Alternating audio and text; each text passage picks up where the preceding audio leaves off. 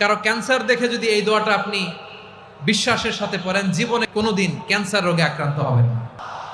অনেক সময় এমন হয়, হঠাৎ বিপদের সম্মুখীন হই আমরা, রেডি হয়ে বের হয়েছে অফিসে, হঠাৎ অ্যাক্সিডেন্টে পড়ে যাই, হঠাৎ পেটের ব্যথায় অজ্ঞান, এরকম হয় না? আপনাদের হয় না?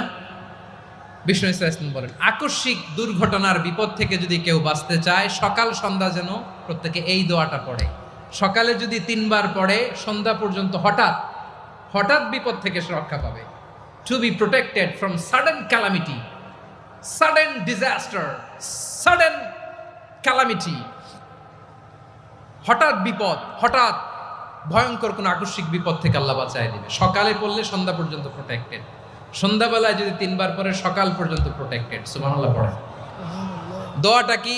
দোয়াটা হচ্ছে বিসমিল্লাহিল্লাযী লা ইয়াদুররু মা ইসমিহি শাইউন ফিল আরদি ওয়ালা ফিস সামা।